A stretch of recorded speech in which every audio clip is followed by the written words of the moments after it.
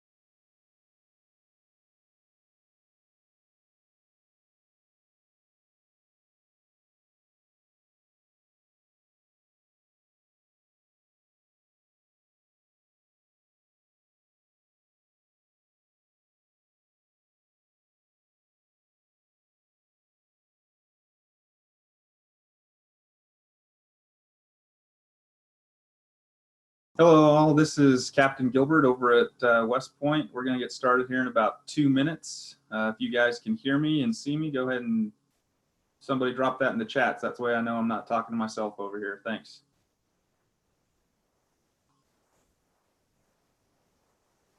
All right, great.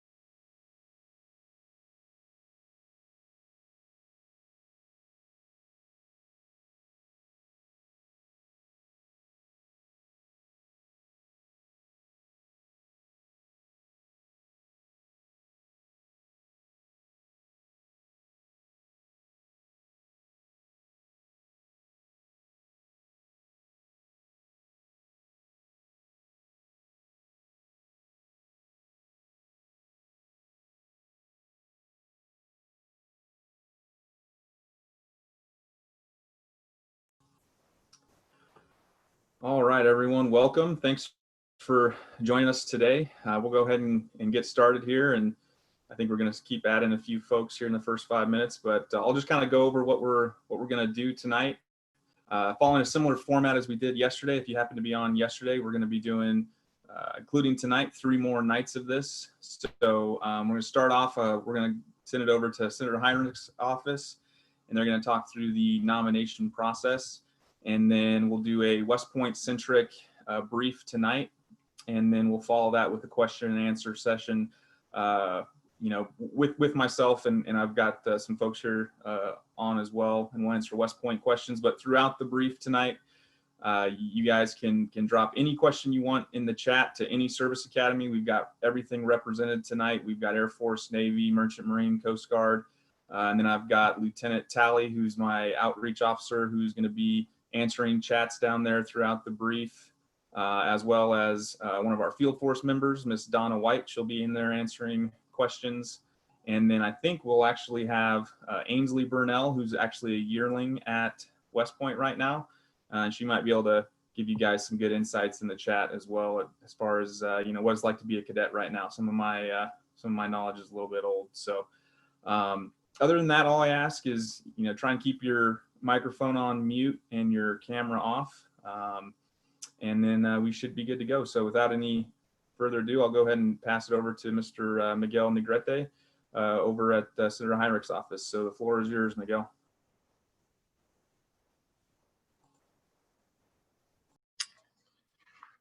Thank you, Captain Gilbert. My name is Miguel Negrete. I am the Academy Nominations Coordinator for Senator Martin Heinrich. And on behalf of New Mexico's congressional delegation, thank you all for joining us. Today will be an overview of congressional nomination application process for New Mexicans interested in attending one of the 5 military service academies. Those would be the U.S. Military Academy in West Point, the U.S. Naval Academy in Annapolis, the U.S. Air Force Academy in Colorado Springs, and the U.S. Merchant Marines Academy in Kings Point. We will also hear from the U.S. Coast Guard Academy in New London, which does not require a congressional nomination. For students who want to experience a military environment while getting a first-class education, the service academies are an outstanding opportunity with full 4-year scholarships. Graduates of all academies receive a Bachelor of Science degree and a commission as officers in their respective selective branches. The competition for an appointment is fierce. What are the academies looking for? They're looking for high academic performance and high standardized test scores from SATs and/or ACTs.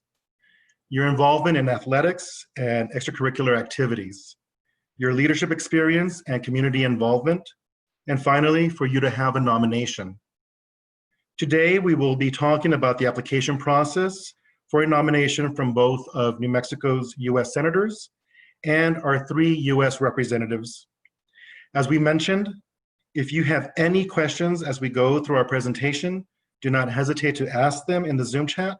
My colleagues will do their best to answer them for you. We will also take any additional questions you might have at the end of the presentation.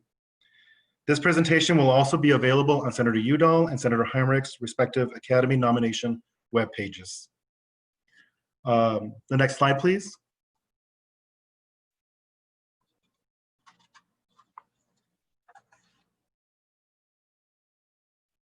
Are we able to get the next slide up?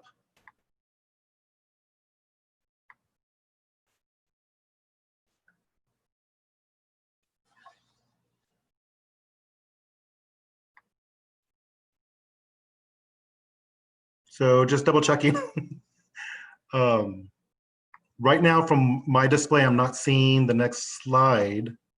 So I'm not sure if I'm just seeing the welcoming page. Is that the same for anyone else? Can someone tell me in chat?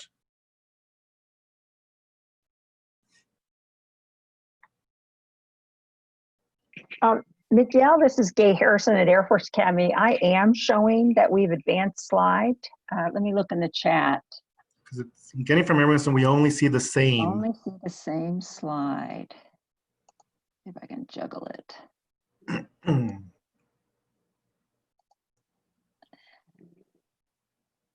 All right, let me, Lieutenant Gordon, try to forward the slide.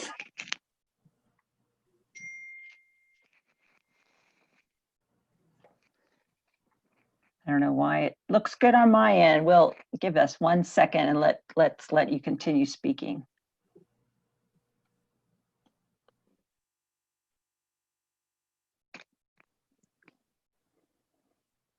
All right, we're back in business. Looks good. So there are multiple nominating sources available to New Mexicans under 2 categories. There's congressional and service-connected. Service-connected or presidential nominations are reserved for the dependents of career military personnel. If you think you might be eligible for this, I would encourage you to reach out to an admissions officer at the academy you're interested in for more information. Most of you will be eligible to apply for a nomination from up to 4 congressional sources, both of your 2 U.S. senators, your U.S. representative or House member, and from the Office of the Vice President. Those of you wanting to compete nationally for a nomination from the Vice President's office should talk to admissions officer at the academy you're most interested in for more information on that. Or you can also visit the White House website for information on the Vice President's process for a nomination. Can we go to slide 3, please? Every applicant for a nomination must meet the following minimum requirements as of July 1st of the year of their admissions to an academy. First, be at least 17 and not older than 23. Second, be a U.S. citizen. And third, have no legal obligations for a spouse or dependents. If you can say yes to all of these 3, then we invite you to formally apply for a nomination. Next slide.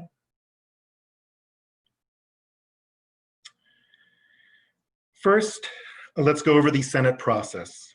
Senators Udall and Senator Heinrich have done their best to simplify the application process to be considered for a nomination. A formal packet consists of completing and submitting the following items: online questionnaire and essays, official high school transcripts, official ACT and/or SAT scores, 3 letters of recommendation. And if you are able to obtain all of this and submit it by the due date of October 9th for all of the congressional offices, you will receive an invite to be interviewed and considered for a nomination. So let's do a deep dive into each of these sections.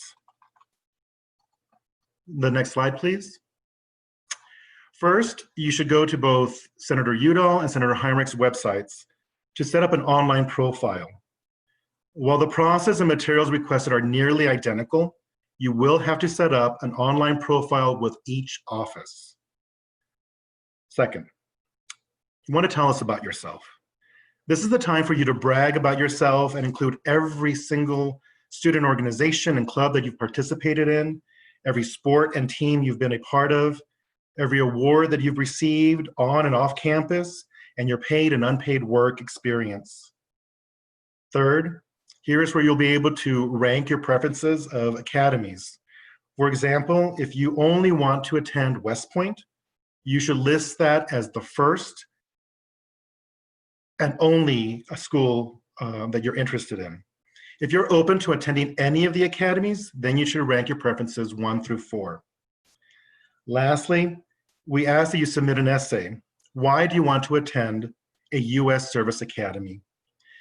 This essay question is the same for both Senate offices, and you may use the same essay response for both. So you are encouraged to spend the time to write a quality response, use spell check, and have someone proofread your essay. Additionally, for those of you applying with Senator Heinrich's office, you will be asked to submit an additional essay describing an experience where you have demonstrated exceptional leadership. Next slide, please. The other part of your packet will consist of the test scores from either ACT and or SAT. We know the ACT and SAT's test scores can be intimidating to many, and that not everyone takes tests well. So we encourage you to take the test of your choice as many times as possible to get your desired result. Like the Academy admissions offices, we will superscore your results submitted to our office, taking the highest score from each subject area to provide you a higher composite score. Example, if you take the ACT and receive high scores in math and reading, but low scores in science and English on your first attempt, and then receive high scores in science and English with low scores in math and reading on your second attempt, we will take the higher scores from each subject and provide you a higher composite score. We know that test dates have been canceled through the summer, and that ACT and SAT tests will be offered right before or after our October 9th deadline. If you're registered for one of those, you need to contact our offices and let us know so we can put a placeholder in your file. This will allow us to move your packet forward, but as long as your scores are into our offices before the interview date, you will have no issues. But if we do not receive your scores, you will not be allowed to interview. The last portion of this would be our official transcripts. You should have your high school send us your transcripts directly, and we do ask for unweighted GPAs. Most schools are able to provide that. Next slide.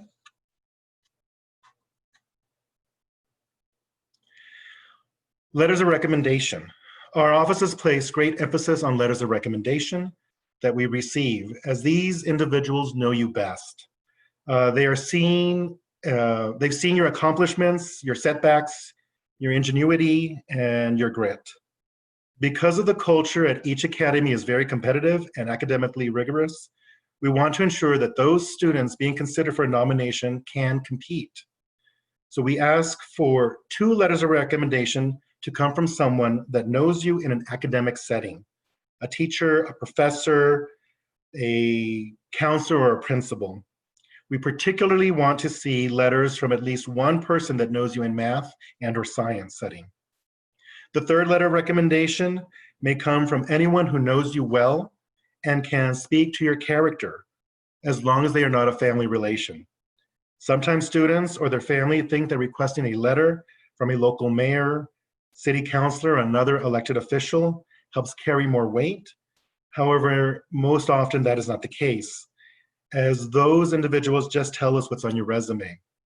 Titles are less important than someone who can speak to your tenacity, character, and personal growth. Once you have decided who will write your letters of recommendation, you will input their email address into your online profile, and a link will be generated for them to submit a letter directly to us. A guide for what we're looking for in these letters of recommendation can be found at Senator Udall's website and Academy nomination page. you can ask the 3 individuals to use the same letter for both Senate offices, which encourages them to spend a little bit more time in writing a strong letter for you. However, please remind them to address the letter correctly for the appropriate office. There have been times when we receive letters for Senator Udall's office when actually they should be addressed to Senator Heinrich and vice versa. So be sure they keep that in mind. The next slide, please. So this is your online profile. Once you set up your online profile, you will have access to an online checklist that shows what each office has received and what materials may be outstanding. This tool will be your best friend as we approach the October 9th deadline, especially as it relates to any missing test scores, transcripts, or letters of recommendation. Teachers and counselors will get many requests from other students for letters of recommendation and other material. So we recommend connecting with them early to allow them to work up and submit your letters well in advance of the deadline. If you look at the top right corner, you will see a reminder of the deadline. Because the competitive nature of this application process, this is a hard deadline for all of the congressional offices. All materials you see here listed must be in our office by the deadline of October 9th. We highly encourage you to begin gathering materials early and reviewing your checklist frequently. If you visit this checklist and you see something is missing, feel free to contact our office to let us know that it's either on its way or double check why it's not showing as having been submitted. There are times we have your material, but have not had an opportunity to update that into your profile, hence having a blank section in one of these areas. There is no problem in following up with us so that we can verify what we do and do not have. The next slide, please.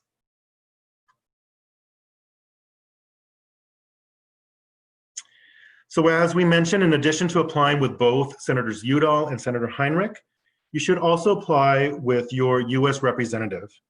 If you do not know what congressional district you are in, you can call our offices and we'll be more than happy to confirm that for you. Unlike the Senate offices where you set up an online account, you will go to your representative's website, complete your application as a Word or PDF document, print it out, and mail it into their offices with the required items that they request, all in one complete packet. For those of you in the 1st Congressional District, your Congresswoman is Representative Holland. In addition to the general application form and essay, you will send in 3 letters of recommendation, your official high school transcripts, and official ACT and/or SAT test scores. You can use the same essay and letters of recommendation you submit into the Senate offices in her application packet. Again, that friendly reminder, letters of recommendations should be addressed to the appropriate member. Next slide. For those of you in the 2nd District, your Congresswoman is Representative Flores Small. Similar to Representative Holland's process, you will complete your application as a Word or PDF document, and you will obtain this from her website. You will then be able to email it into her office with your required items all in one package. In addition to the general application form and essay, you will send in your resume, 3 letters of recommendation, and your official transcripts and official ACT and test scores directly to her. Again, just like the other office, you can use the same essays and letters of recommendation. So hopefully that'll make it a little bit easier for you. The next slide. For those of you in the 3rd District, your representative is Congressman Ben Ray Lujan. Similar to the other representatives' offices, you will complete your application as a Word or PDF document and print it out, mail it to his office with your required items all in one package. This will consist of your application form, essay. You will also include a counselor evaluation, 2 letters of recommendation, your official transcripts, and your official ACT and/or SAT test scores. Going to say it one more time. Essays and letters of recommendation can be the same, just addressed to the appropriate office. Next slide. So if you submit a complete packet by the October 9th deadline, you'll be invited to interview with the Senate Academy Nomination Review Board on Saturday, November 7th in Albuquerque. Both Senators Udall and Heinrich conduct their interviews on the same day at the same location in order to minimize travel to Albuquerque for those who are out of town. We do coordinate our scheduling to ensure that you won't be booked for 2 interviews at the same time. So do not be concerned about that being an issue. We will make sure that you have sufficient time in between interviews and that none of them will correlate at the same time. What are things to do to be prepared for? We would recommend in practicing your interviewing skills. Talk to your parents, a teacher, a coach, an employer, and set up a mock interview. This is a great opportunity to just practice answering questions and being able to talk in front of individuals. Next thing is dress to impress. Come dressed for the occasion. We tend to recommend that you wear business attire. Those of you that are in JROTC are welcome to come in your dressed in your uniforms. In short, just look nice. Believe it or not, we have had occasions where people show up in jeans and a t-shirt, and it does not set a good tone for the interview. Finally, we recommend that you show up early. Get there about 20 minutes in advance. This will give you time to check in, get settled, prepare yourself, and not feel rushed. Next slide, please.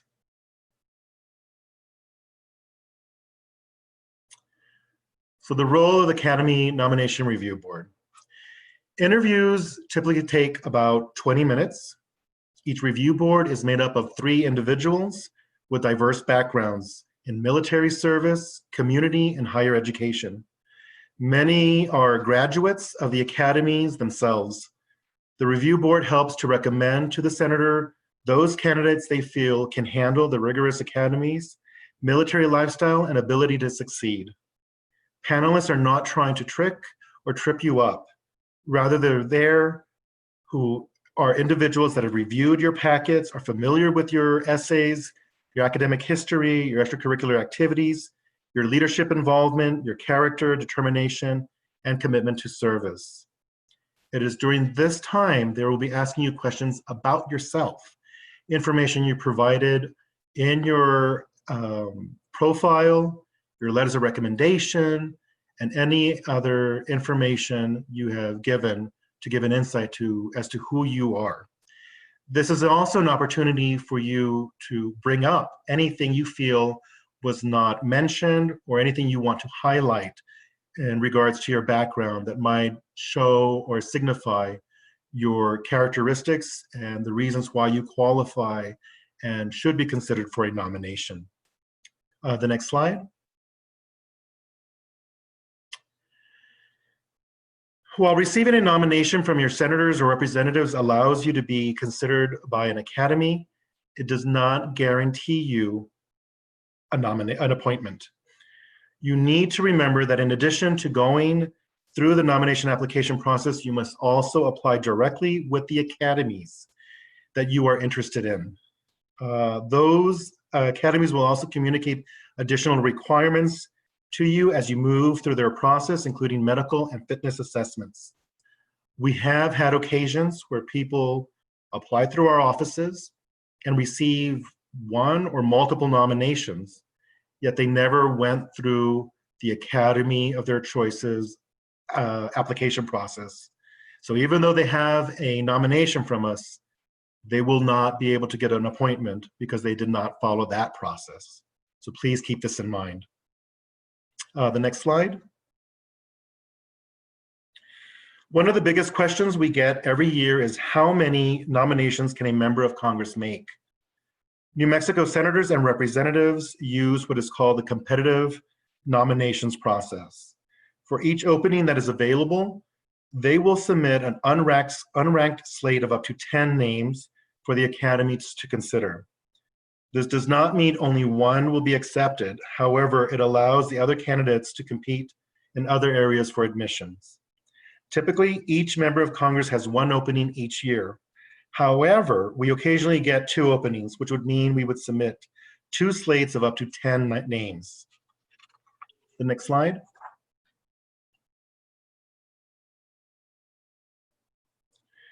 Because the process is so competitive for an appointment to a service academy, students are encouraged to consider applying with ROTC units at the collegiate level.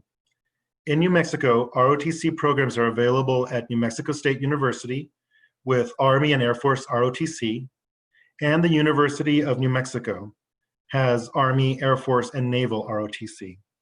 Students in ROTC programs will graduate with their degree and a commission in the armed services. However, their studies will take place in a traditional collegiate environment versus a military one. Scholarships and financial support are available, and you will hear about these opportunities during each academy's presentation. The next slide, please.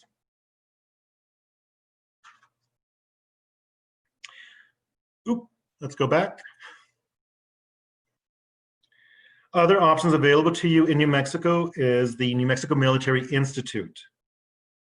That is located in Roswell. They offer a 2-year early commissioning program through Army ROTC, where you will take your courses at NEMI Junior College before transferring to a 4-year institution to complete your undergraduate degree. Ooh, okay. Second portion of that is that there's the Service Academy Prep program, a sponsored prep due to extremely competitive, so there's the sponsor prep. Due to extremely competitive process, you may receive a nomination, but not an appointment. There are situations that arise when an academy recognizes strong qualities in you, but chooses to offer you a scholarship through their foundation to allow you to focus in areas of improvement, possibly academically or not. NEMI is recognized as one of the several institutions that serve as a preparatory school for all of the academies. Students who go through a year-long prep program and choose to reapply for a nomination to the following year often find themselves to be a stronger candidate for both nominations and an appointment. There is also the self-prep. Though not sponsored by an affiliate of one of the academies, you can choose to enroll yourself and participate in the same programming classes of sponsored prep students. In this area, scholarships and other financial assistance is available. One of the areas of scholarships to consider is also the New Mexico Lottery Scholarship. And the next page now.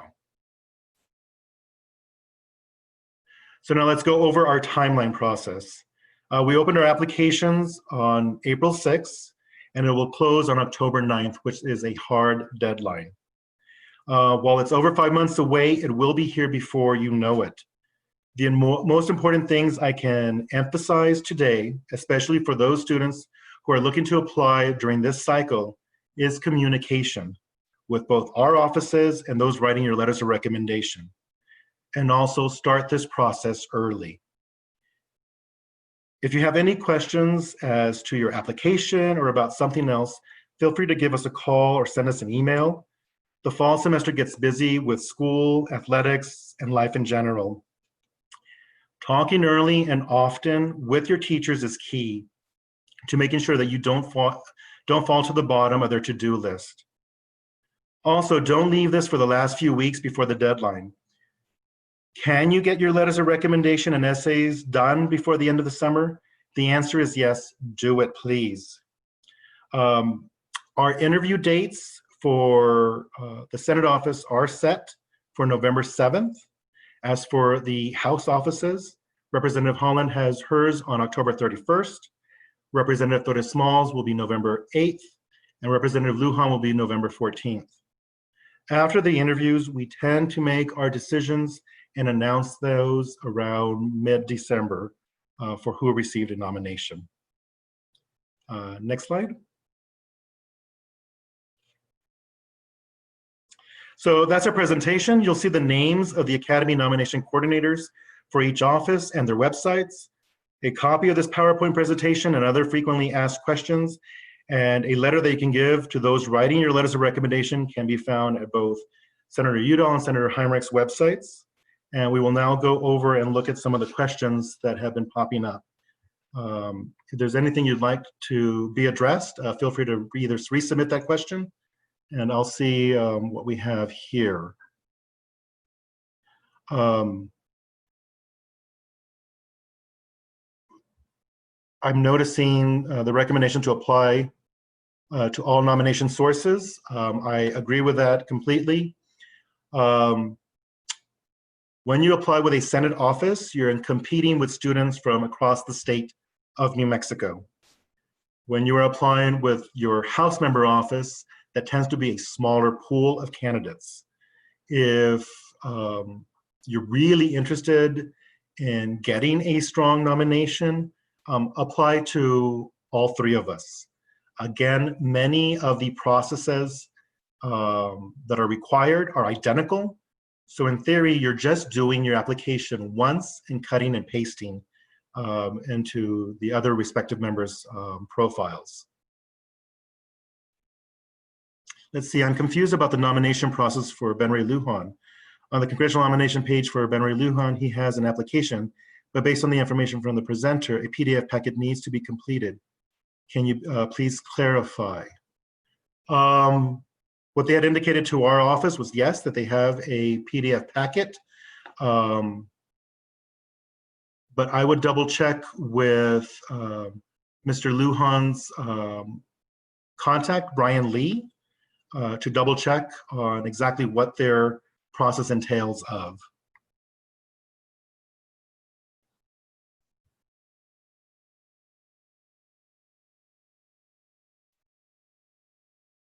For service-connected applications, I would recommend contacting a nomination officer from the school that you're interested in attending so they can give you more information on that. To get info on vice presidential nominations, do we contact the academies directly? Yes, you can contact the academies, or also you can go to the White House website and gather more information there about their academy process for nominations. Another frequent question we get is about their letters of recommendation. We highly recommend that you visit Senator Udall's website and look at the page he has for letters of recommendation. It gives great insight and recommendations as to what should be provided. Again, we're looking for letters from people that actually know you and can write about you. We have had occasions where people obtain letters of recommendation from individuals that simply write, John Doe is a hardworking student, I highly recommend him. Or Jane Doe has been in my class, she's done a good job, I think she'd be a good candidate. These really give us no insight as to who you are, nor as to what you have accomplished, or why you would be a good candidate for the academies. So really take the time to think who you want to write a letter recommendation for you, and give them this letter or document so that they know what to put together. Again, if you wait till the last minute and ask a teacher for a letter recommendation, they are probably already bombarded with requests. So get to them early so that they can take the time and write something specifically for you. And I'm trying to see if there's anything else that's popped up. Another main question that we get quite a bit is, how many nominations do you need to have? In theory, you just need one nomination in order to be considered for an appointment. But this is New Mexico. We are a small state, and we tend to have a small pool of applicants. So feel free to apply with all of the offices just to guarantee your chances. Does it make a difference if you receive nominations from both Udall, Heinrich, and your House representative? No, it's still seen as you having a nomination. But there is no issue or no problem with applying with all three of us. It just helps your chances better. With that, are there any other questions that might be brought up yet? If not, feel free to send these questions via the Zoom chat and we can answer them as best as possible. Other than that, I will send this back to Captain Gilbert unless there's any questions from anyone else. Great, thank you very much. All right, thank you very much, sir. We'll go ahead and get started on West Point's process here. We're going to start out with a video, so we'll try and get that.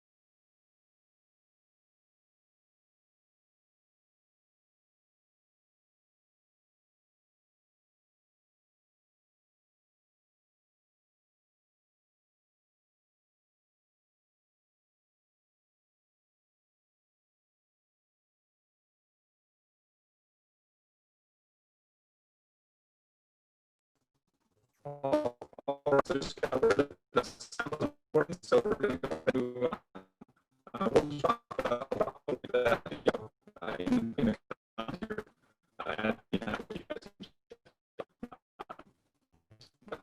so we'll go ahead and move on. So we'll talk about tonight is we're going to adapt the groups and the what's going to experience, you know, who we are, what makes us special and unique, and then we'll talk about the application process for the second half.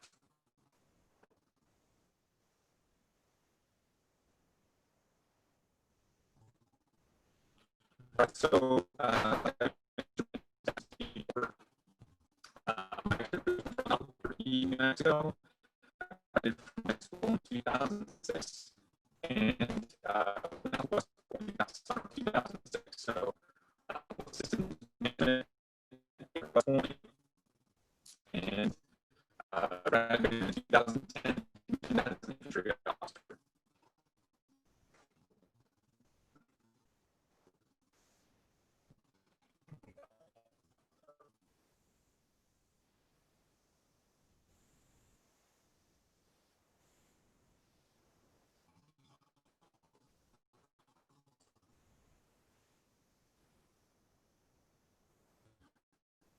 All right.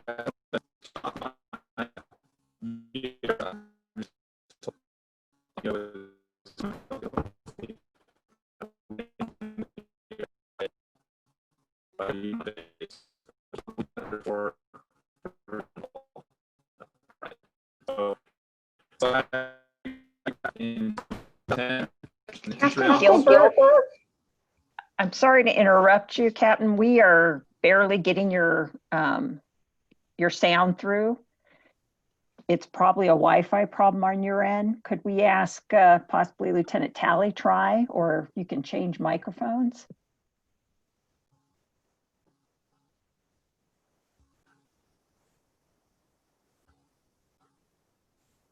Check, check. Can you hear me out there? Yes, we can hear you. All I hear right, you clear, Lieutenant. Captain Gilbert. If you keep going with the slides, I can take it from here. All right, got it. All right, next slide. All right, so this is our beautiful and beloved academy. This is our campus at West Point. It is about 45 minutes north of Manhattan. So when we're not locked down due to a pandemic, our cadets do enjoy going down there on the weekend. All right, next slide.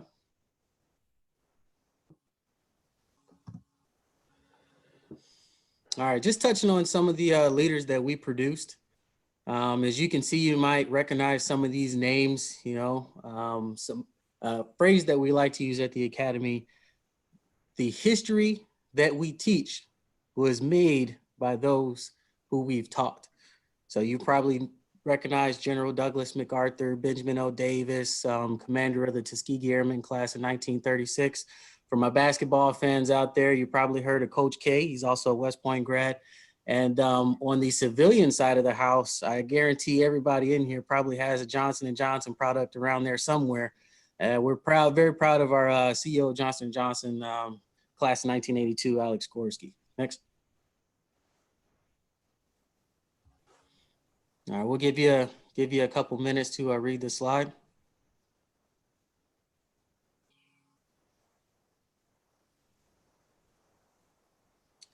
All right, to educate, train, and inspire the Corps cadets so that each graduate is a commissioned leader of character. Character is the main takeaway from our mission statement. We take that very seriously, and we make sure that through the honor code, I know this is apparent at other academies as well, but the honor system at West Point and the type of people that we bring in really solidifies the character that they come in with. And you know, that's what's in the secret sauce. Everybody wants to know what's in the secret sauce. Ladies and gentlemen, that is what it is. Educate, train, inspire, commission leaders of character. Next slide. All right, so we're just gonna hit on a few pillars here.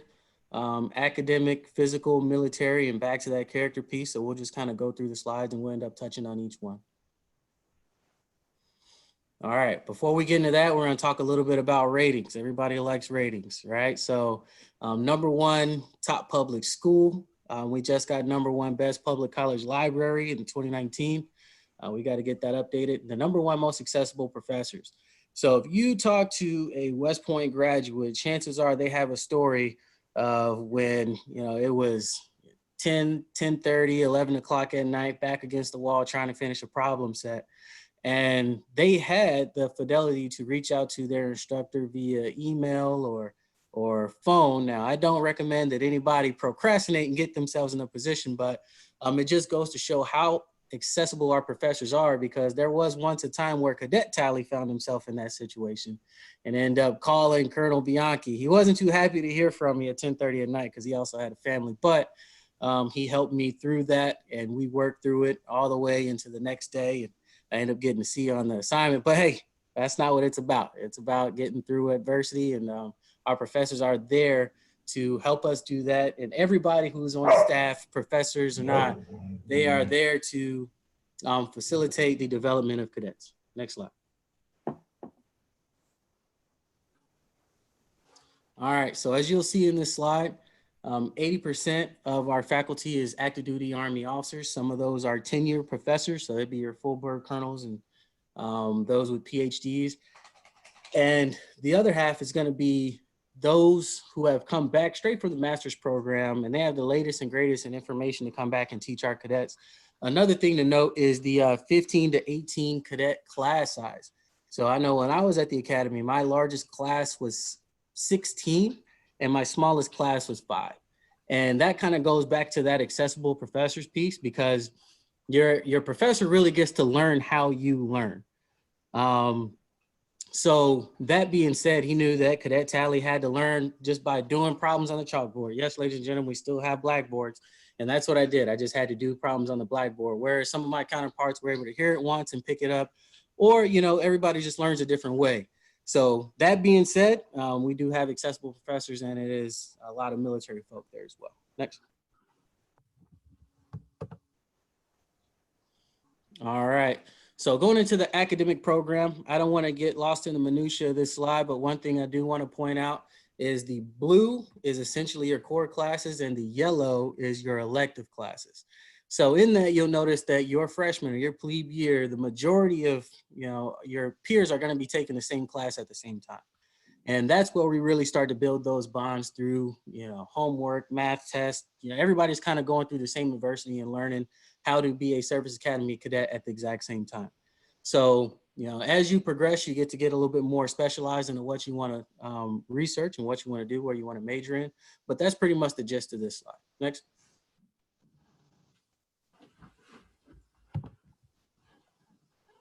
All right. So a lot of good majors at West Point.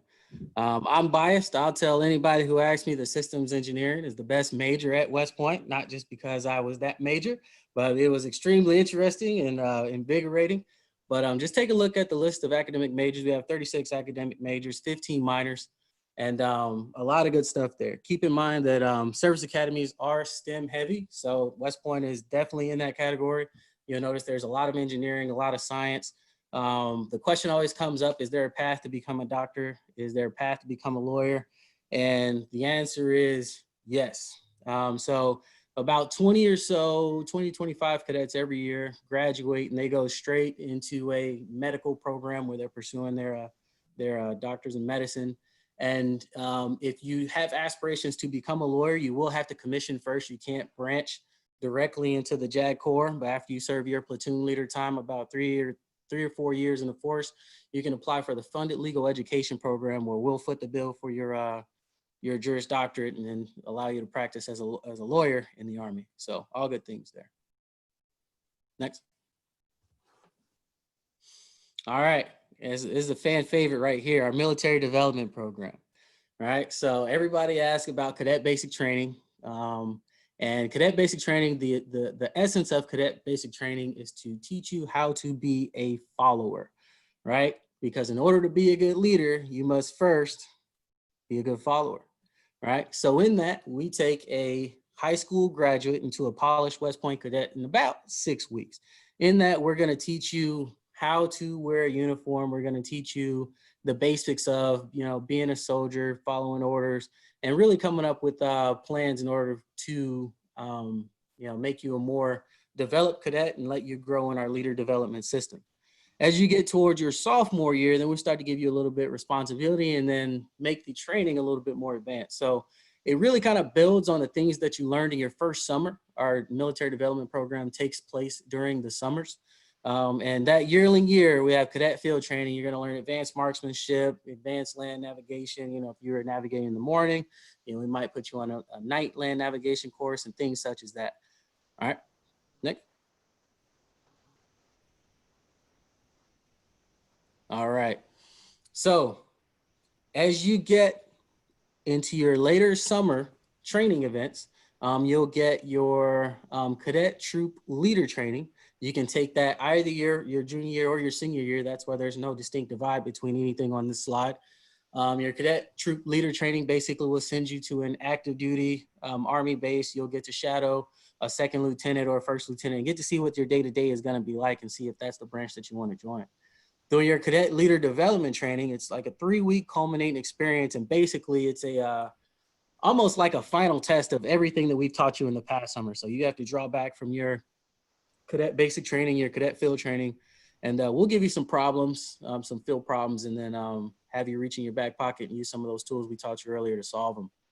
You're gonna have the opportunity for individual advanced development. Now this can be military or it can be academic. All right, so military, you see these guys jumping out of the C-130 up there, it's airborne school. All right, so we'll send you to a lot of cool Army schools. You have a list of military leadership schools, airborne, air assault, sapper. We send cadets all around the world to train. And then on the academic side of the house, we do have AIDs, where we'll send cadets to Haiti for an environmental service project and things such as that. So a lot of good opportunities when you're coming to West Point for your development, your growth enrichment. Next. All right, physical development. So what you see those guys doing, they're running the IOCT indoor obstacle course test.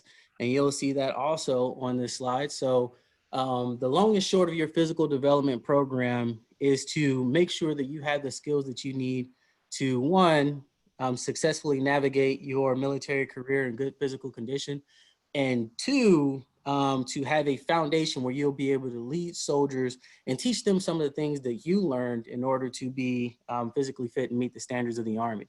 So you'll notice we got some survival swimming. So we're gonna make sure that you're comfortable in the water. We got some combat applications, and also the indoor obstacle course test. It's a pretty fun test. All in all, it'll take you about 3 minutes to run. I guarantee you'll be tired after.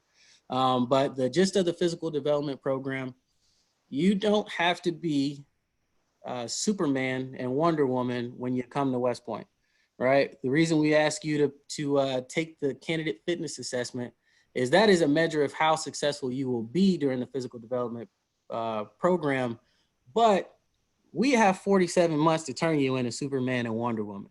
So if you can pass the CFA, you can do a good job on the CFA. Don't you worry, we're gonna make sure that you're taken care of. Next slide. All right. So in conjunction with the classes that you're going to take, we have a phrase at the Academy: every cadet's an athlete, right? So you see 26 NCAA sports, 16 club sports, 12 company athletic teams, right? So I myself, I didn't play any D1 sports, nor did I play club sports. I was like those guys wearing the H1 and D2 jerseys. I played flag football, all right? So everybody's going to play a sport if you come to West Point. Whatever level of athlete are, that's probably the sport level that you're going to be playing on. But if nothing else, you're going to be playing an intramural sport, right? Kind of continues to build those bonds. That's, you know, fitness with fun, and you know, some of those experiences that you'll have on the fields of friendly strife, things that you're going to take with you for the rest of your life. Next. All right, typical cadet day. So don't be alarmed by the 6 a.m. I know a lot of people are alarmed by that. You'll definitely get used to that, but first formation's at 7, right? So we want to make sure all our cadets make it to first formation. And then there's going to be a block of study time, right? So it's going to be classes or study time. So in that, you're going to go to whatever classes you have, and then all the cadets are going to get together for lunch formation. All the cadets go to lunch at the same time, and then there's going to be another block of instruction or study time, depending on your schedule. And then after that, you're going to go to your athletics. So that's when you do that. You know, if you're an NCAA athlete, or if you do club sports or intramurals, that's the time that you're going to have for that. Everybody goes to dinner around the same time. And then for all the parents out there watching this, you're going to love this part. ESP, evening study period. So for all of our freshmen and sophomore, we have mandatory study time from 7 to 11 p.m. And basically that is to really get good study habits early on, get a solid foundation to make sure that cadets are successful at West Point, because the academics are rigorous, and we want to make sure they have time set aside to do all of their homework and make sure that they're going to be good to go for the next days of classes. And then you see at 12 a.m. lights out. Next.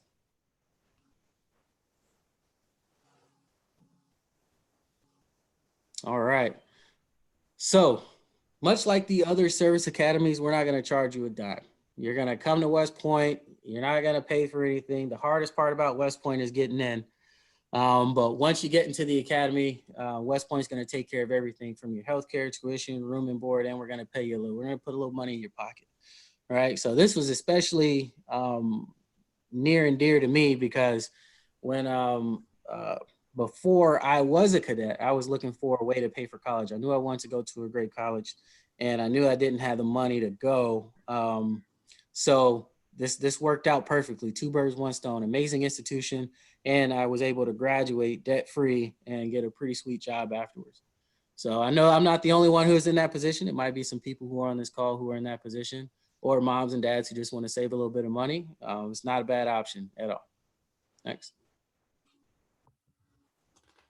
And that could be you. All right. So when you get your West Point certificate of appointment, you know, take a picture, be proud, you know, welcome to the Army team. And yeah, we'll see about getting you on next year's slides. All right. So let's talk about the application process. So if you were on last night, some of this stuff is similar. There is a lot of overlap between the Service Academy's processes. So just bear with me. You might learn some more stuff about, you know, if you missed something yesterday or whatever, but we're just going to go through the nuts and bolts of how we're going to knock this application out. All right. So the candidate application, 60-30-10 is the most important thing in our process. When Captain Gilbert and I are evaluating files, these are the things that we're looking at, right? So with the whole candidate concept, we want to make sure that we're not just getting smart people, we're not just getting extremely fit people, and we're not getting people who don't have any leadership skills. And here's the criteria for that.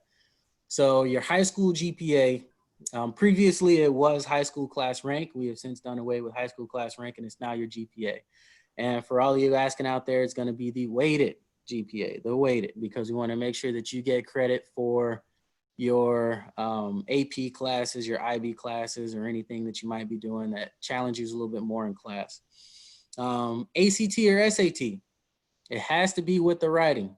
Now we do super score. So you can send 15 SATs. If you've been taking SATs since the beginning of your junior year, you can send all of those to your admissions officer and we'll accept all of those. You need to have done the writing at least once. We recommend that you do it every time, but you need to have the writing at least once, and then that'll allow us to super score, basically giving you the best score of each category and putting those together. And then that's the score that we're going to use for your application. So you see, academics is extremely important. I'm going to hit that part one more time. So for, juniors, sophomores, and freshmen who might be on this call, pay attention and make sure that you're doing what you need to do in the classroom, because that's going to be the biggest portion of your application. Going into leadership, right? 30%. So your extracurricular. So you see Boy State, Girl State, Eagle Scout Gold Award. These are all really important things as far as showing us, potential leadership. So this also goes for clubs, right? So I'll paint a picture for you. If you had one candidate who was a member of 12 different clubs, and you had another candidate who was a member of 4 clubs, but in those clubs, they were the president, vice president, treasurer, and secretary, respectively, that second candidate is going to be more competitive because they have more demonstrated leadership potential, all right? So you need to make sure that you're pursuing those leadership positions if you are in those clubs. And tracking no Boy State or Girl State this year, but if you were selected to go to Boy State or Girl State, if you can get a letter from the American Legion or whoever nominated you to go to that program, we can still count that as well, right? Because that's demonstrated leadership. So just make sure you get with your admissions officer and get that put in your file. All right, so athletic participation. So for your athletic participation, we'd love for you to be playing a sport. It shows your physical prowess, but in that sport, we want to make sure that you are pursuing something like you're a team captain, if you play football, defensive captain, All-American, all these accolades that go with sports. You want to make sure that your admissions officer knows about that, because that shows us a little bit something about your leadership potential as well. And I definitely answered a question about this earlier, but the school official evaluations are similar to recommendations. They're not the same as letters of recommendation, but they're very similar. I know somebody asked about an ROTC instructor earlier. So the benefit of being in junior ROTC or ROTC is that your SAI can actually write that recommendation for you, or the school official evaluation for you, and they can administer your CFA, but I'll get into that a little bit later. So your school official evaluations, basically we're going to ask for 4 evaluations from a math teacher, a science teacher, your PE teacher, a math teacher, and your English teacher. All right, so those are the 4 categories. So make sure you get in touch with somebody who likes you. I say that because I've seen some crazy things this year, but make sure you get in touch with somebody who likes you, have a good rapport with, and then have them do your recommendation. And that's going to go under that leadership as well. And then lastly, the 10%, right? So your basketball throw, pull-ups, or flexed arm hang, 40-yard shuttle run modified, sit-ups, push-ups, and a 1-mile run event. All right, so for those who've never done the CFA before and you want to apply to any service academy, I recommend you do it, right? Not necessarily for record, but do a diagnostic. I had a lot of candidates this year who just practiced pull-ups, who just practiced push-ups, and then when they put the whole test together, it all fell apart. So the test is designed to be rigorous, right? So make sure that when you're training for the test, you are doing the whole test and you're just doing a diagnostic and testing yourself. See how you perform on the 1-mile run after you've done 5 events prior to. All right. So you'll see green and asterisk, there is a pull-up, pull-ups and flexed arm hang and a push-up. The reason that is green asterisk is because we require videos. So make sure that when you send your videos in, that before you record it, you have watched the video instruction on your portal. That way you don't have to send videos in a second, third, and fourth time. Basically, we need to see your whole body in the frame. We need to know who you are. So a state ID, school ID, and your candidate number. And then you execute the exercise. All right, so saving or watching the video instruction prior to recording your video will save your admissions officer and yourself a lot of heartache. And there's also an interview that goes into this process as well. So we get some more insight on you as a candidate, either a field force or one of our local representatives will be able to do that. Or if you come up to SLE, for those who are, sophomores and freshmen, unfortunately, SLE has been canceled for this year. You'll have the opportunity to do the interview. All right. And lastly, the bold underline on the bottom, 31 January, that is our application deadline. So just make sure you have everything turned in. I would recommend, as your admissions officer, to have things turned in well before 31 January, but that is the deadline for the application. Next. All right, medical qualification. So we're gonna give you a medical exam, all right? And basically the reason we're giving you a medical exam because it alludes to what we talked about earlier, you're gonna get free healthcare, all right? So coming into the academy, we need to make sure that we know your medical history and if you're gonna be medically capable to perform the things that we're gonna ask you to perform in the academic space and in the physical space. All right, so that being said, you're gonna go to your .MERB appointments, you're gonna make that .METS account, and you're going to schedule your own appointments at a local clinic, and we're gonna pay for it. You're gonna get one of three statuses back. You're gonna get qualified, remedial, or disqualified. Qualified, you're good to go. Remedial usually means that the doctor needs some more information. They need to do another test or something before they make a final decision on your file. Disqualified means it doesn't necessarily mean the end of the road for a competitive candidate. And that goes down to that last bullet. Medical waivers are issued on a case-by-case basis. So that being said, if the more competitive you make yourself, if you get disqualified, the better your chance of receiving a waiver. There's no way that you or mom or the principal or the ROTC instructor can call West Point and request a waiver on your behalf. It's a function of the admissions office to select the candidates for waivers. Hopefully you don't end up in that spot. We get qualified right through the board, but just giving you a little insight on our process. So there's no way that you can contact us and ask for a waiver. The medical deadline is April 15th. It's crossed off here because this year it got a little hairy with the outbreak of the pandemic. So we're giving candidates a lot of slack to be able to turn in what they needed to turn in because hospitals were, or clinics weren't able to see candidates and stuff. So hopefully it's not as cloudy this year, but you definitely want to get your medical done as soon as possible. You don't want to get anywhere near April 15th. The reason I say that is because if you, do your first appointment on April 13th and you get a remedial, the file's probably going to be closed because remedials take about 2 to 3 weeks to come back with a decision. So make sure you start early. Make sure you start early. Make sure you start early. Next slide. All right, so touching on the nomination again, I know we kind of talked about nominations earlier, so hopefully this will make a little bit more sense. But every candidate who applies to West Point who's a United States citizen is eligible for 4 nominations right off the bat. Your House of Representatives, your local representative, your 2 state senators, and the vice presidential nomination. Again, you would just go on the White House website and then do the application via there. As far as service-connected nominations, the presidential is just sons and daughters of career military, career being they spent 20 years in whatever service and retired. Or if they are reserve, then it's going to be if they have more than 2,880 points. If you don't know what that means, it's okay. Your parents, if they were reserves, they're going to know what that means. If they have more than 2,880 points, then that counts. Unfortunately, no uncles, brothers, sisters, grandma, granddad. It's got to be mom or dad. All right. If you are an active duty soldier in the National Guard or Reserve, you're eligible for a nomination there. If you're in JROTC, huge advantage. If you're Army JROTC, then right off the bat, you know, you can apply for the JROTC nomination, or Army ROTC. If you're not Army, then it has to be an honor unit with distinction. So if you guys did well on your inspection, your honor unit with distinction. Talk to your SAI if you're not sure, but if you are, you definitely qualify for the JROTC nomination.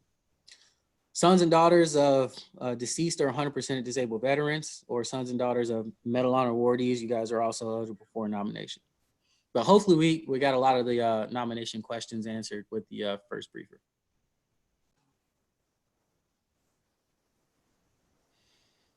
All right, so that application deadline is there once again. So it's very important in this process that you start early. I know somebody asked earlier that the application window, you want to make sure that if you're interested now, just go ahead and open up an application if you're a junior. And if you're a sophomore, it's got to be in January of your junior year, right? So we open those up pretty early. We give you about a year to work on your application. So use the time. Use the time. If you know you need some improvement in the CFA or in your SAT or ACT, definitely take advantage of the time and use it wisely. Next. All right. So I get a lot of questions about the prep school. All right. So the prep school is, the slots are allocated by admissions officers. So the way to get in the prep school is to apply to West Point just like everybody else. And we have functions inside the admissions office where we'll identify a candidate who may be a potential prep school candidate. So basically everything that we're looking for in the profile is strong, and you need improvement in some areas. It could be like, you know, we need to make sure that, you know, you improve a little bit in math or a little bit in English or something like that. But there are some areas that need improvement in the application, but you're still a strong candidate, demonstrated leader in your community, physically fit. You might be an ideal candidate for the prep school. The prep school is co-located, so it's on West Point proper. It's about 5-6 minutes up the road from the academy, and same benefits go with the prep school. So you're not gonna have to pay to go to USMAPS. That's what we call it for short. You're not gonna have to pay to go to USMAPS. We're gonna make sure that your healthcare is covered, and we're also gonna give you a paycheck while you're going there as well. We do have civil prep program options. Those are also kind of case-by-case basis. So you talk to your admissions officer, you'll be identified and you will be notified if you fit into that category for both the prep school and civil prep. Next. All right, come see us. Well, probably hard to do right now, but as soon as the floodgates open back open, come see us. And it's nice and safe to travel. We love to have you. Myself and Captain Gilbert, when we're not traveling and talking to, you know, the best and brightest around the nation, we are giving campus visits and campus tours. So you can hop online, give us a call at that number, or just jump on the website, schedule an appointment to do a daily visit. If you are a competitive candidate, we will let you know. You'll be notified, and then we'll authorize you to come on an overnight visit. And really, you'll get to see, hey, is this a place for me?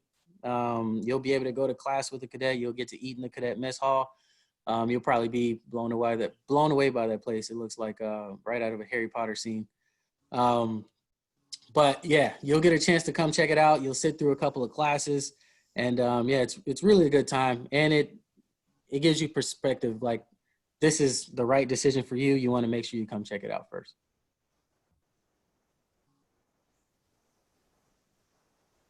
All right. Unfortunately, the SLE this summer has been canceled, right? And that's for safety reasons. We don't want to get anybody sick or put anybody in danger coming to SLE. But next year, you know, given the climate, we should have SLE up and running. But basically what that is a 1-week immersion for candidates at United States Military Academy. So you'll be there, you'll sleep in the barracks, you'll go to a couple of leaders reaction courses, you'll go to a couple of obstacle courses, you'll go to a couple of classes, and it's really a chance for you to feel out, you know, is this experience what I want to do for college, right? So we're gonna treat you just like a cadet for a week, and you know, it's totally immersive, so you'll see exactly what life is like at West Point. And hopefully you'll leave there a little bit more motivated than you did when you came, excited and ready to join the next class. Next. All right, couple things we want to hit on here again. So this is more or less an overview. I'll tell you again, as an admissions officer, my recommendation is to start as early as possible. Sometimes, depending on how early you open an application and how quickly and efficiently you can get everything done and turned in, it could be that could be the decision between getting in and not getting in. I'll just be plain and tell you. I had some really competitive candidates open up an application last minute, and things didn't go right, with medical, and then we got remedials and all this other stuff, and they end up bleeding over a couple of those deadlines and unfortunately weren't able to get in. So if you start early, it gives you a buffer. You get time to do medical. You get time to make sure your essays look good, get the test scores you need if you need to retest. So just make sure you start early. Be proactive. If you have questions, ask them.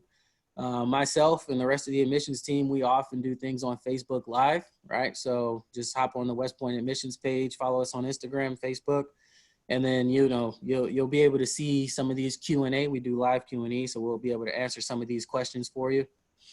Going back to how you're going to tackle this application, right? So 60% is academic. 60% is academic. So if your SAT or ACTs aren't where they need to be, maybe do a couple less push-ups and a couple more hours of studying to make sure your application is looking right. Okay. Next. All right, and this is the team.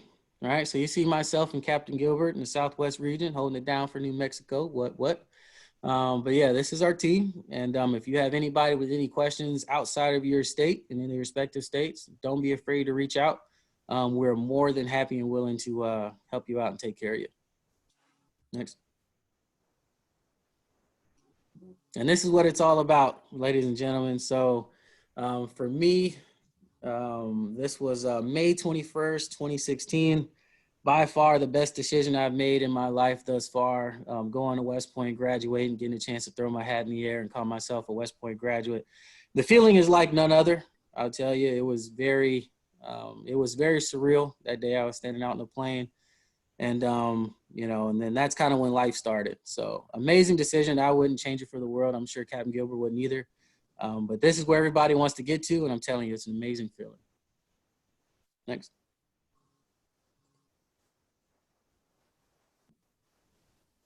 And that's all we have. So we can definitely open it up to Q&A at this time.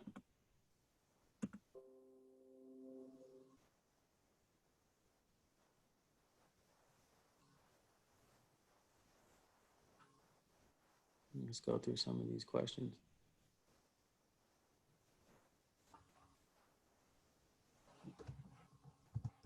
Captain Gilbert, you want to try the audio?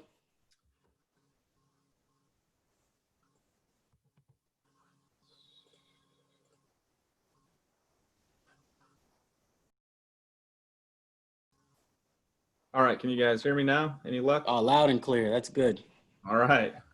Must have been all that all the stuff linked to my Wi-Fi. I don't know. We'll see.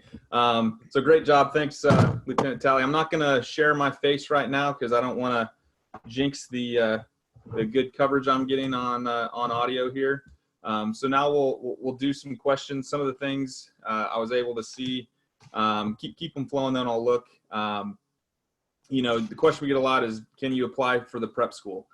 Short answer is no.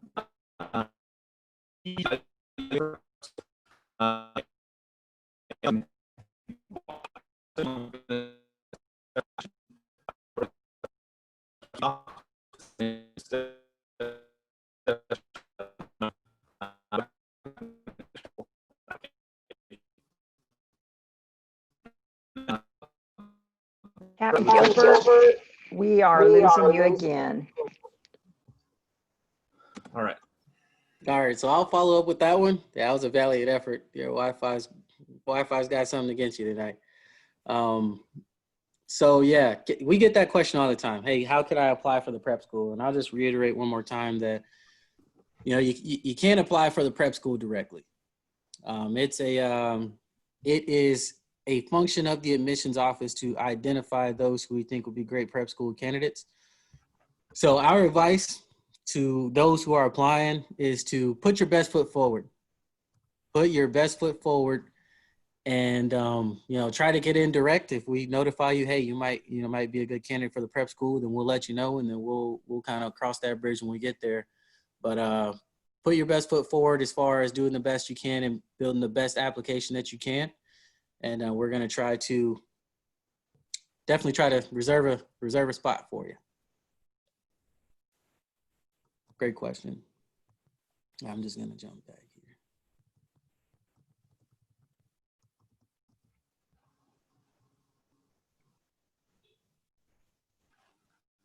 Oh, this is a good one. So I got one from my Jordan Harrison family. What happens after graduation? All right, so I'm glad you asked. So when you graduate from West Point, at that point, you are, at graduation, you'll raise your right hand and you'll commission as a second lieutenant in the United States Army. And that can mean a lot of things, right? So currently we have 17 different branches. So branches inside the Army are pretty much career fields. So myself, I am an air defense artillery officer. So when I graduated, I went to basic school to learn how to protect friendly forces against tactical ballistic missiles and lead teams that do that. So that took me to Fort Hood, Texas, where I showed up on a Friday. And that next Monday, I was put in charge of 26 soldiers, and we did our mission. So we trained, we learned how to do, what we were charged to do, tactical ballistic missile defense. End up getting deployed to Kuwait, where we did a 9-month mission there, came back, everybody was safe, we had a good time. And then I got selected to come back to West Point as an admissions officer, right? So the Army gives you a lot of leeway as far as jobs that you can pick. So again, I kind of touched on it earlier. We have doctors, we have lawyers, but in the 17 core branches, you could be, Captain Gilbert is an infantryman. So all that cool stuff you see going on in Call of Duty, that you can ask him a ton of questions about. I'm sure he's got stories for you. We have finance officers, we have logistics officers, we have aviators, right? So we don't have a bunch of cool jets like the Air Force Academy, but we do have rotary wing aircraft. So those attack helicopters, cargo helicopter stuff that you see, tanks. So pretty much the sky's the limit as far as jobs, what you want to do inside the Army, but you're definitely going to have to pick one of those core branches. I saw a lot of stuff, a lot of traffic about cyber. So we do have a cyber branch, meaning that we have a branch dedicated to the Army where you can do offensive and defensive hacking operations, and that'll be your full-time job for the Army. So we're all about leading people. We're all about leading teams. And the branch assignments, you just pick something that you're interested in, and then you go from there. All right, let me go some of these other questions.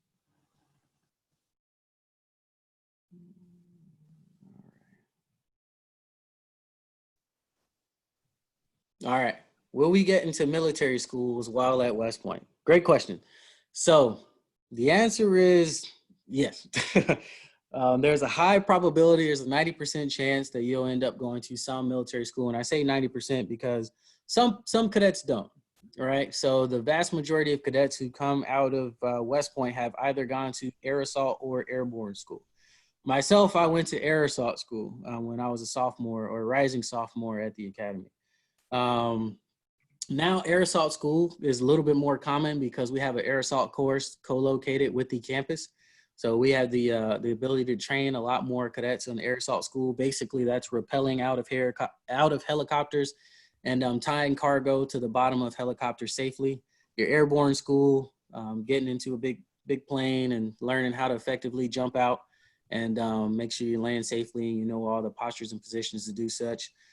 We also have a lot of other cool schools. Like I alluded to earlier, you can do Brazilian mountaineering, French commando school, jungle school, sapper school. So all of these are military schools to help you kind of hone your military skills, warfighter skills, and be a better leader, right?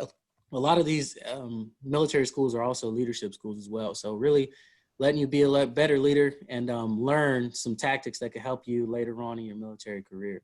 So we have a lot of funding, just like the other service academies. We have a lot of funding, arguably more funding if you go the ROTC option. When on the ROTC option, you have to compete for some of these military schools. At West Point, we have a lot more billets and a lot more slots. So chances are the competition will be a lot less rigorous, a lot less competitive when you're going to some of these schools. So great question. All right. Next question. So if you got into SLE this year, do you still get credit for it? That's a great question. So it's almost a trick question, but it is a great question. So SLE, the experience of SLE is really for you. It's for the candidate. It doesn't do anything for your competitiveness to West Point. The perks of coming to SLE is you get an opportunity to knock out the candidate fitness assessment. If you do well on the candidate fitness assessment, it goes straight into your application. If you do not so well, then it won't count against you. So everybody gets 2 tries to do the candidate fitness assessment. If you go to SLE, then hey, that one just counted as a freebie if you didn't do as well as you wanted to. But other than that, SLE is not an indicator of your competitiveness. And just because you went to SLE doesn't mean that you get a leg up over any candidate who didn't go to SLE. So no, you don't get credit for SLE necessarily, but great question. How many years do you serve after graduation? So you're going to serve 5 years active duty, right? So currently I'm still in my active duty obligation. I graduated in 2016 from West Point, and I have to stay in the Army at least until May 21st of 2021. We'll probably stay in because it's a really good career, but after that, if you decide, hey, I want to go out into the civilian world, do something else, or join the reserves, you can have those conversations, but it's a minimum of 5 years. All right, another great question. If we don't take PE, who can we use for our PE SOE, right? So again, the PE SOE is your physical education school official evaluation. Is one of those 4 basically letters of recommendation that we require. So there are a lot of candidates out there who you have band, right? And that counts as PE, or you have some kind of extracurricular that counts as PE, and that's fine. There's a lot of students in that situation. If you don't have a PE instructor, your best practice is to consult first with your admissions officer, right? And see who the next person in that chain is. But, we'll probably defer you to your ROTC instructor, if you have an ROTC instructor. If you don't have an ROTC instructor, then we could defer you to your athletic director, somebody who taught you health class, right? So there's a lot of different contingencies that we have to get that PE SOE done. But just to make sure you're going to the right person, you want to just double check with your admissions officer first, and then we'll point you in the right direction based off of the classes that you're taking. All right, another question for Mr. Santiago. All right, can you do more than 1 military school? Absolutely, yes. So if you decide, hey, I want to do air assault and airborne, right? Everything is kind of give and take. So during the summers, when you're coming to West Point, your summers, you're going to be training most of your summers. You're going to be doing the requirements that you saw in the military slide. So with that, you pretty much have the option, right? So if you want to sneak in air assault in there, you want to throw airborne in there, just know that you're going to be giving up a little bit of your leave time, but it's absolutely possible. You kind of decide your own future as far as that. And if that's something that you really want to do, generally for the more strenuous military schools like Sapper School and whatnot, there'll be a tryout portion. If that's something that you're excited about, then go ahead and try out. And you qualify, we'll make sure you get over to Sapper School. But you can absolutely do more than 1 military school. I got a lot of buddies who are air assault and airborne qualified, and they got that done at West Point.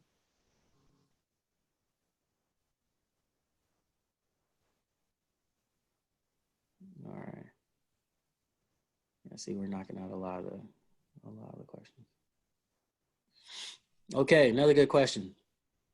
If I take the CFA for another academy, will West Point use it? The short answer is yes. Everybody who has the same candidate fitness assessment, we will use that score. Like if you went to their SLE, I know the acronym is different, but if you went to their summer program and you took the CFA, just let your admissions officer know.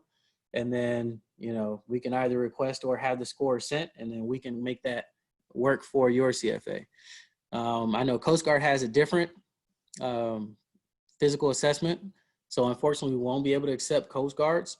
But the caveat here is that you will still have to submit videos, right? So if you went to Navy and you did the CFA, you're still going to have to submit videos to West Point, just like if you were a regular applicant submitting those videos. So that's still going to be a requirement, despite if you take it at another service academy.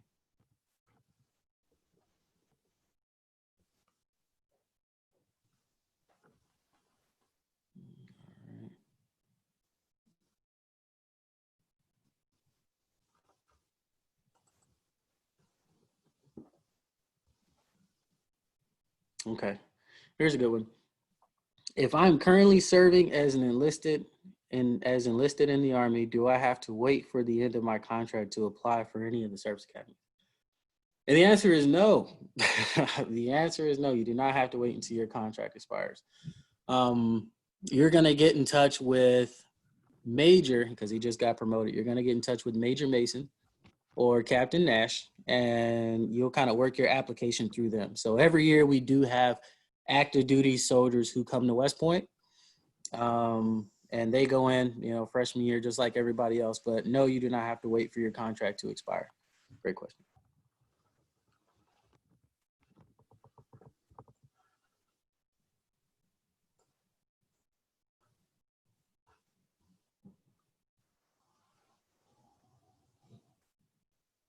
All right, going through the questions here.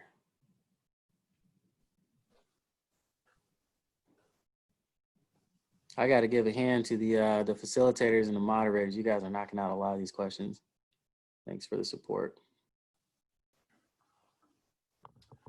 Hey, Tally, can you hear me? This is Captain Gilbert. Yep, I got you. All right, I got one here from Raymond. If your enlisted branch is different from a service academy you're applying to, it's possible, but that branch will have to release you. So it's been done before, and they can release you. If you're coming from Army and you're coming to West Point, it's kind of a guaranteed thing. If you're trying to come from a different branch, yes, it's possible, just not as guaranteed.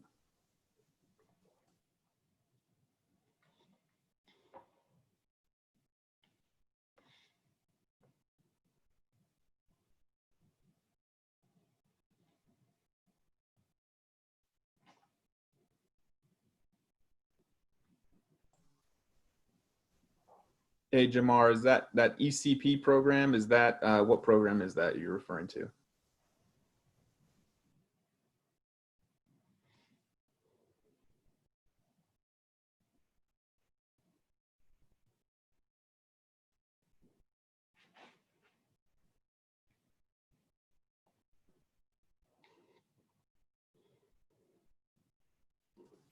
All right, well, he gets back to me. So I got a question here, Ranger School wall at West Point. There has been time frames where cadets can go to Ranger School wall at West Point. The reason they don't do it is if you get held over at Ranger School, you're still going to have to come back to West Point in September to finish your classes. So generally no, but if you branch infantry, you'll absolutely have an opportunity to go to Ranger School. So I branched infantry, went to Fort, I guess if everyone's hearing me, I can talk a little bit more. I was actually did 2 military schools while I was at West Point.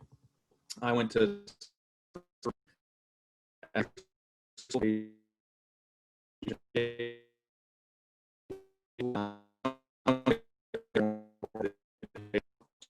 and then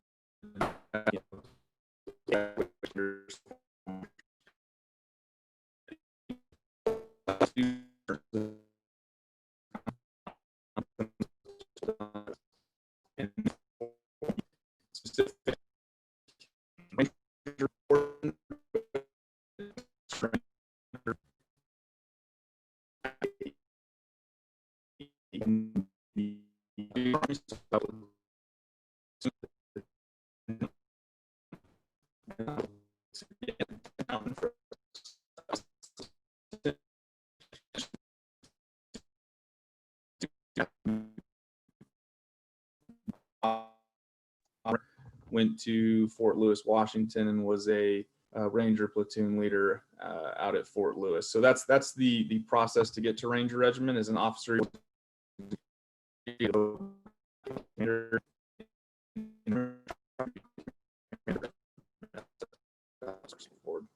Oh, Captain Gilbert, this is Gay Harrison again. I'm so sorry to tell you, you keep cutting out. We're missing good information from you.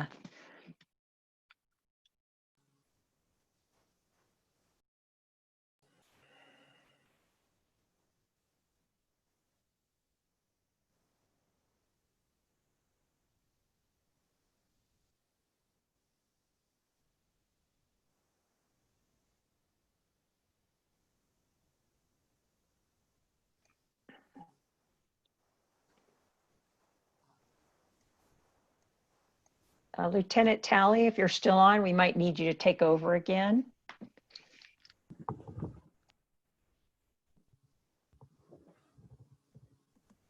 Can you hear me?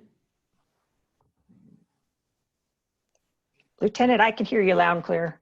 Okay, good. I think I was experiencing issues there as well. Okay, so we'll start with some frequently asked questions. All right. Okay.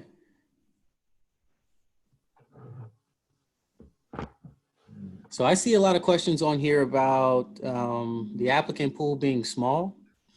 So I think this is standard for all the service academies, that there is a minimum standard, right, for admission. So just because the applicant pool is small doesn't mean that any one person is just gonna, kind of skate into the academy that way. But the way that the nominations work, if your applicant pool is smaller with your nominating office, yes, I mean, for your local nomination, it is going to be an increased chance. As, for example, if you were applying out of Virginia 11, the most competitive congressional district in the country, it is going to be different, right? Because just what the gentleman alluded to earlier, the pool of candidates that you're competing with, are on that level. So if it's your local representative, then it's going to be in your district. If it's the senator, then it's the state, and so on and so forth. So that's going to help you with the nominations, but you do have to, be qualified to come into West Point proper and whatnot. So, yeah, great question. Great question. All right. Aviation career opportunities at West Point. Yeah, no problem, Raymond. Aviation career opportunities. So again, going back to the aviation branch, you graduate, you join the aviation branch, then you'll go to Fort Rucker, where you'll learn how to be an Army aviator and essentially gets assigned an airframe, right? So I believe they compete over there as well for which airframe they're going to be flying with. That's the CH-47, which is the giant helicopter with 2 propellers, or the Apache helicopter, attack helicopter, so on and so forth. Again, a lot of our platforms are rotary based. There are some very specialized and small roles where you might be able to fly a fixed wing. Very, very small opportunities, but it is out there. I had a English teacher, a major, while I was at the academy, who was a fixed wing aviation, or Army aviation pilot. But yeah, there's a lot of Army aviation opportunities out there. So, those are kind of the platforms that you'll be able to fly. You might be in a Black Hawk or CH-47 or Apache attack helicopter, but they kind of got a flavor for everybody out there. So that's good stuff.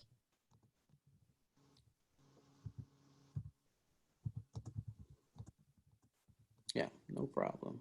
No problem.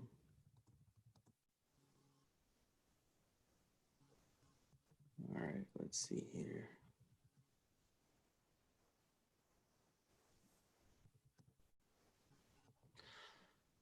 Okay, so I'll just kind of tackle, while we generate some more questions, I'll just kind of tackle some of the questions that I get in frequently.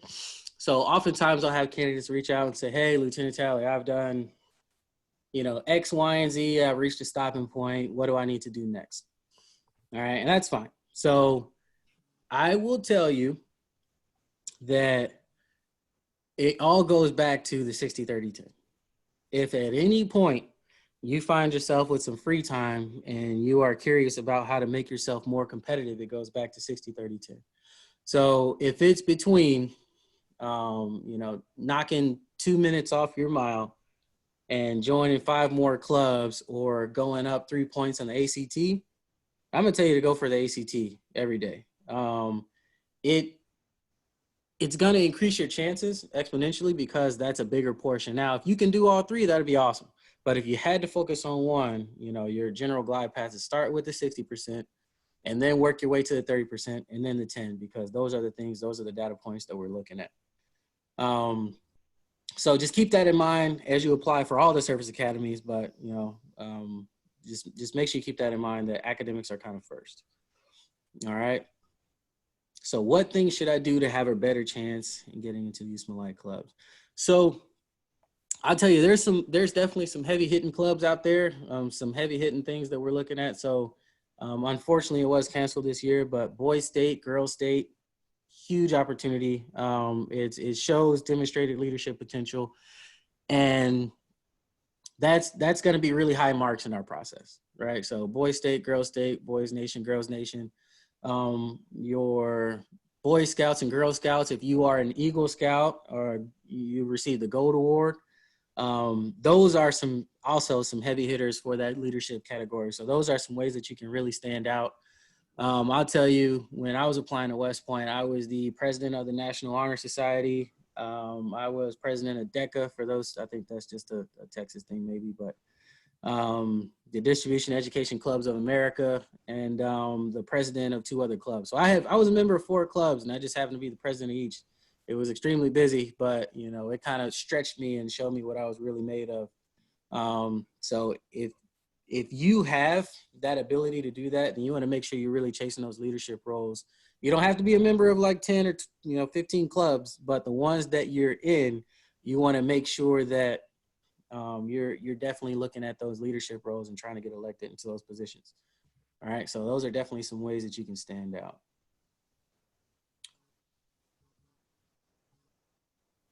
All right, what are the main thing that West Point looks for in a cadet? I'm gonna assume you mean candidate, but I'll answer both, right? So the main things that we're looking for, again, is leadership potential, that you'll have the ability to make it through the program academically and physically, right? So really heavy on those 3 pillars.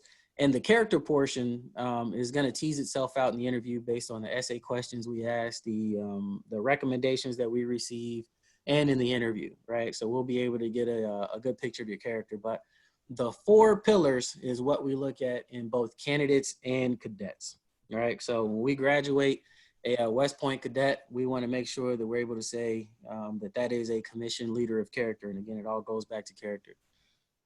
So we put our stamp of approval on there. Those are the 4 things that we're going to be looking at. And throughout your West Point career, we're going to be evaluating you on those things as well. So those are some of the things that we're looking at in cadets.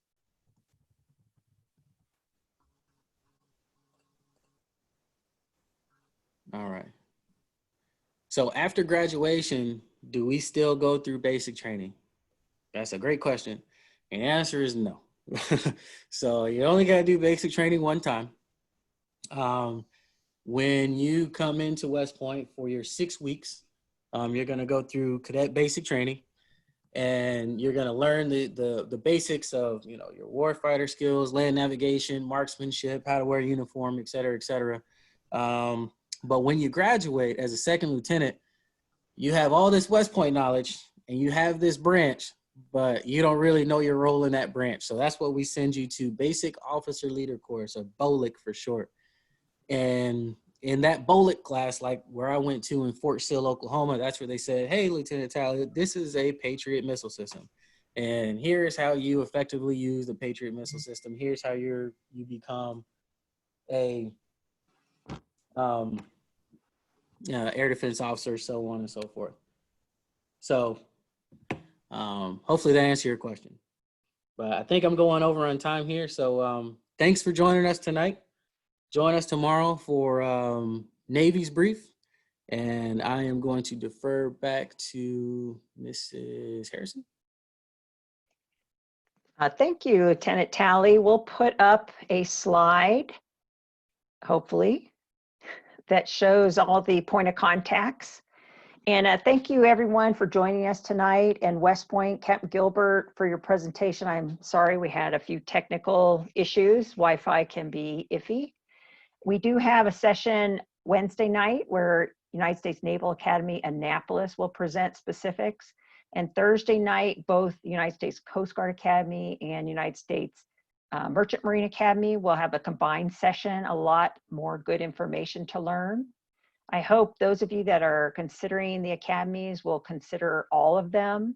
Keep doing your research. The application to apply to all of the academies is similar in many ways. You can cast a wide net and increase your chances. And I'd also like to thank the New Mexico staffers and Miguel Negrete for his presentation. New Mexico is very supportive of their students applying to the Service Academy, and we are greatly appreciative of that. Right now, you all seen a contact slide. Please feel free to reach out to folks if you didn't get your questions answered, or if you'd like to get some personal one-on-one time. And I do hope that you will join us again Wednesday and even Thursday night to hear more about the other sister service academies. We're just a little early closing tonight, so I will just tell you all, if you're hungry for more, all the academies have awesome websites. The video you missed hearing tonight on West Point is on their website, and you definitely can do some research that way. But other than that, I will wish you all a good evening, and thank you again for joining us. We look forward to seeing you Wednesday and Thursday night for our other academies. Thank you to everyone that participated and all our attendees. Have a good night.